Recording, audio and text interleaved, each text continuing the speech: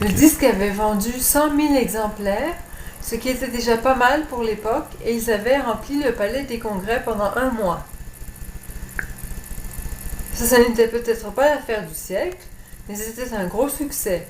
Quand j'ai vu que tout le monde le descendait, je trouvais ça incroyable. À cause de ça, J. Talbot a annulé tout de suite la production qui devait se faire à Montréal.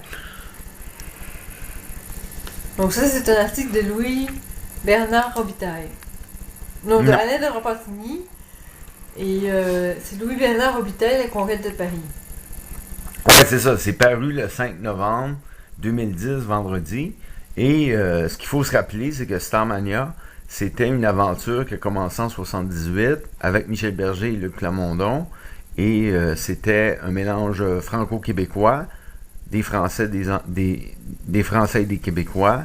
Fabienne Thibault, Claude Dubois, Nanette Workman, France Gall, Michel Berger et d'autres.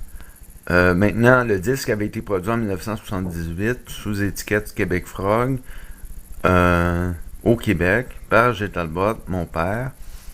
Alors, c'est Pascal et Mireille pour Guy Latraverse qui font une autre entrevue. On se pratique, quoi. Et c'est ça c'était l'aventure Starmania. Des fois, tout descend, mais dans le fond, ça a été un grand succès sur disque et ça l'est encore aujourd'hui. Maintenant, il y en a eu beaucoup de succès dans la vie de J. Talbot, mais beaucoup de bas aussi.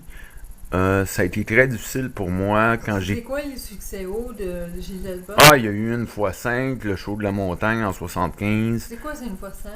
Une fois 5, c'est la réunion des 5 grands. Ferland, Charlebois, Deschamps, Vigneault.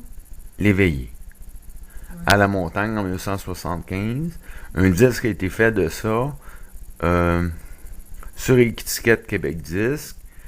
Et ça a été un gros vendeur aussi, 100 000 copies vendues. Ok.